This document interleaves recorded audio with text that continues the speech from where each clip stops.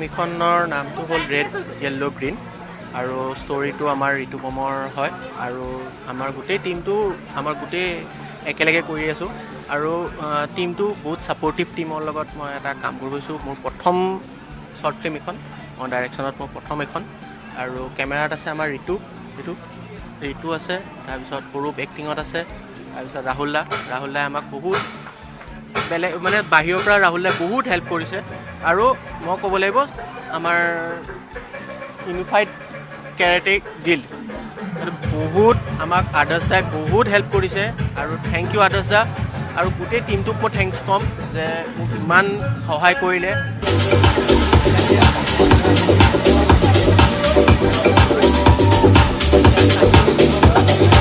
Planning আচলতে আমাৰ এটা আড্ডা আছিলে, আমি কমাৰ্চত সদায় আড্ডা মাৰোঁ আৰু তাত যিখিনি মানুহ আমি আড্ডা মাৰোঁ একেলগে চবেই এইটো লাইনৰ লগত জড়িত। কোনোবাই ডিৰেকশ্যন কৰে, কোনোবাই চিনেমেটোগ্ৰাফী কৰে, কোনোবাই লিখে, কোনোবাই এক্টিঙত ষ্ট্ৰাগল কৰি আছে।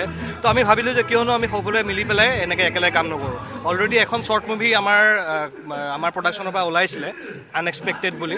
তাৰপিছতেই পুনৰ আৰু এখন আমি কৰিবলৈ আগবাঢ়িছিলোঁ ৰেড য়েল্লো গ্ৰীণ, যিটো মোৰ ষ্টৰি আছে আৰু প্ৰিয়মে ডিৰেকশ্যন কৰিছে। এতিয়ালৈকে খুব সুন্দৰ হৈছে আমি যিমানখিনিলৈকে দেখিছোঁ আৰু আজি তাৰ পোষ্টাৰ ৰিলিজ আছে। গতিকে ভাবিছোঁ, আমি আশা কৰিছোঁ দৰ্শকে ভাল পাব আৰু আপোনালোকৰ চেনেলৰ জৰিয়তে আমি সকলোকে চিনেমাখন ইউটিউবত চাবলৈ অনুৰোধ জনাইছোঁ। Good evening everyone. আমি এখন শ্বৰ্ট ফিল্মৰ পোষ্টাৰ ৰিলিজৰ কাৰণে আমি ইয়ালৈ আহিছোঁ, যোনখন আমাৰ আদৰ্শ দাৰ বহুত সহায়ৰ কাৰণে আমি কৰিব পাৰিছোঁ। আমাৰ গোটেই টিম ঋতুপমে গোটেই ষ্টৰিটো তাৰ, আমাৰ ৰাহুল দাই গোটেই বাহিৰৰ পৰা আমাক গোটেই হেল্প কৰিছে।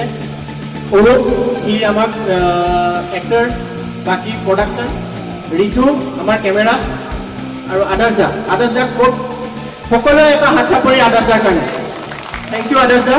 আজি ইউনিফাইড কেৰাটিকেলৰ এটা 10 বছৰীয়া যাত্ৰা, তাতে আমি বিভিন্ন কালচাৰেল প্ৰগ্ৰেমেৰে আজি 10 বছৰীয়া উদযাপন কৰিছোঁ। লগতে আমি কৰি থকা এখন ৰেড য়েল্লো গ্ৰীণ নামেৰে এখন আমি চিনেমাও তাৰে পোষ্টাৰো আজি ইয়াৰ যোগেৰে আমি এই প্ৰগ্ৰেমটোতে আমি আৰম্ভ কৰিলোঁ আৰু মই ভাবোঁ ৰেড য়েল্লো গ্ৰীণ এই যি শ্বৰ্ট ফিল্ম আমি কৰিবলৈ চেষ্টা কৰিছোঁ তাতে সকলোৱে যাতে সঁহাৰি জনায় আৰু আমি যাতে এটা বহলভাৱে প্ৰসাৰ যাতে এই শ্বৰ্ট ফিল্মখনৰ হয় আৰু আমাৰ গোটেইখিনিকে আমাক যাতে আপোনালোকে মৰম জনায় তাকে আশা কৰিলোঁ। ধন্যবাদ।